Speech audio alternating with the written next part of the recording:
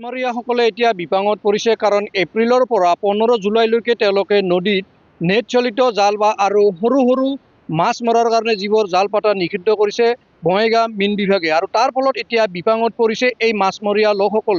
মই উপস্থিত আছোঁ যোগীঘোপা কচুদোলাত গাঁওবাসী যিহেতু মাছমৰীয়া লোক আছে আৰু সেই লোকসকল এতিয়া বিপাঙত পৰিছে আৰু মোৰ লগত সেই মাছমৰীয়াসকল আছে আৰু তেওঁৰ পৰা জানিম কি ক'ব, যিহেতু আপোনালোকে মাছ মাৰা বন্ধ কৰি দিছে 3 মাহৰ কাৰণে। জুলাইৰ 15 তাৰিখলৈকে মাছ মাৰিব নোৱাৰিব, কি ক'ব?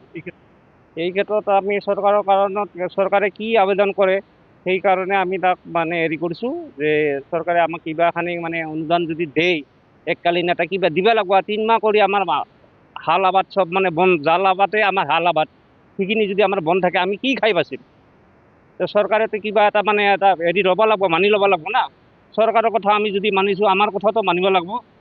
সেইখিনিয়ে মই কৈ না মোৰ বক্তব্য। মই আপোনালোকৰ গাঁওখনৰ নাম কি আছে? কচুতলা গাঁও। এতিয়া কিমান মাছমৰীয়া আছে? মাছমৰীয়া এতিয়া 400 ঘৰ আছে। তাৰ ভিতৰত ধৰক 300 ঘৰ মান চবে মাছ মাৰোঁ। বেলেগ আৰু কাম নাই আৰু আমাৰ হালাবাদটো নাইয়ে। আমাৰ এছচি মানুহখিনি মানে যিখিনি আছে সেইখিনি হালাবাদ নাই। এই মাছৰ ওপৰতে মানে চব আমাৰ জীৱিকা নিৰ্ভৰতা কৰোঁ আমি। জানিব পৰা মতে পূৰ্বতে এই 3 মাহৰ কাৰণে মাছমৰীয়াসকলক কিছু এটা টকা এটা চৰকাৰে দিছে। নাই, সেইটো আমি আজিলৈকে কোনো পোৱা নাই। চৰকাৰৰ পৰা আমি কোনো বস্তুৱে পোৱা নাই এতিয়াও। এতিয়া চৰকাৰে কি বিধি ব্যৱস্থা লয় চলাত অসুবিধা হৈছে। চলা কিমান অসুবিধাত আছোঁ মানে এখন কি কৰিব আমি ল'ৰা ছোৱালী লৈ এখন মানে আনৰ ঘৰে ঘৰে যাব লগা হৈ গৈছে, এনেকুৱা হৈছে।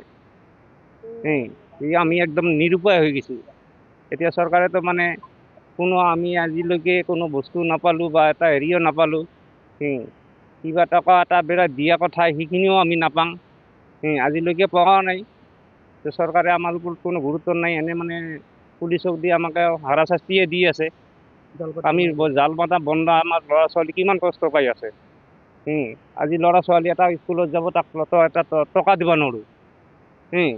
কিমান কষ্ট কৰি হেৰি কৰি আছোঁ। চৰকাৰে আমাৰ ওপৰত কিনো মানে হেৰি অলপো মৰম নকৰে। আন এজন আছে, তেওঁৰ পৰা জানিম কি ক'ব। আপোনালোকৰ মাছ মৰা বন্ধ কৰি দিছে, কি ক'ব? মাছ মারাতো বন্ধ করেছে 3 মাহ কারণে মাছ মারা বন্ধ করে দিছে। 3 মাহ মাছ মারা বন্ধ, মাছ তো সরকারের কথা মানছি, সরকার তো আমার কথা মানবা লাগবো না। আমি বর্তমান এই নিরুপায় চলে এসেছি বর্তমান। এই পুলিশ ধাওয়া দেয়, এই জাল ধরবা যায়, সেইদিন ধাওয়া দিচ্ছে পুলিশ, আজিও পুলিশ ধাওয়া, জালত গেলে পুলিশে ধাওয়া দেয়। সরকারে তো পুলিশ লাগাই দিছে মাছ মারা মানুষের উপরত। তো মাছ মারা মানুষের উপরত পুলিশ লাগালে আমাকে তো কিবা একটা দিবা লাগবো। মাছ মারা তো বন্ধ করছি, না মরিয়ে মাছ আমি। ওই ল'ৰা ছোৱালী স্কুলত গেলে 5 টাকা লাগে, 10 টাকা ক'ৰ পৰা দিম আমি? মাছ মাৰা বন্ধ কৰিছে, আমি খোৱাৰে উপায় নাই আমাৰ। চাহ খোৱাতে পইচা নাই আমাৰ। ল'ৰা ছোৱালী ক'ৰ পৰা পইচা নিদিলে স্কুলত নাযায়। ল'ৰা ছোৱালী স্কুলত নাযায় পইচা নিদিলে। 5 টাকা নিদিলে 10 টাকা স্কুলত নাযায়। আজিকালিতো স্কুলত গ'লেতো 5 টাকা 10 টাকা লাগে ল'ৰা ছোৱালীক। সেই কান্দিলে কি হ'ব? ক'ৰ পৰা পইচা দিম? চলি মাৰধাৰ কৰি দিবে তাকে স্কুলত। কি ক'ব? চৰকাৰক কি আহ্বান জনাব? সরকারকে আমাক কিবা একটা দিব লাগবো, ফেসিলিটি একটা দিব লাগবো। সরকারে কইছে যে মাছ মারা মানুহবিলাক কিবা একটা মাছ মারা বন্ধ করলে কিবা একটা ফেসিলিটি দিম, দিয়ে তো নাই আমার। এতিয়া আপোনালোকে পোৱা নাই? পোৱা নাই, এতিয়া খবৰে নাই আমার।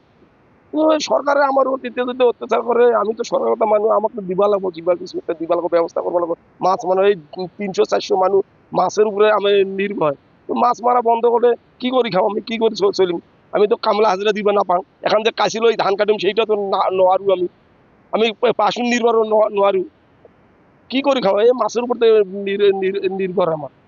আমি কামলা দি ভাত খাওঁ। এইসকল মাছমৰীয়া আচলতে বিপাঙত পৰিছে। যোগীঘোপা কচুদোলা গাঁৱত প্ৰায় 400 ঘৰ এই পৰিয়াল আছে আৰু পৰিয়ালৰ পৰা 300টা পৰিয়ালে এই বিলত বা নৈত মাছ মাৰি তেওঁলোকে জীৱিকা নিৰ্বাহ কৰে। আৰু এতিয়া 15 জুলাইলৈকে যিহেতু নদীত নেট চালিত জাল মাছ মাৰিব, জালিৰে মাছ মাৰিব নোৱাৰিব, তাৰ ফলত তেওঁলোকে বিপাঙত পৰিছে। কাৰণ তেওঁলোকৰ একমাত্ৰ যি উপায় তেওঁলোকৰ মাছ মৰা উপায়, আৰু সেই মাছ মাৰিয়ে তেওঁ জীৱ নিৰ্বাহ কৰে আৰু পৰিয়ালটোক পোহপাল দিয়ে। এতিয়া বিপাঙত পৰিছে এইসকল মাছমৰীয়াই।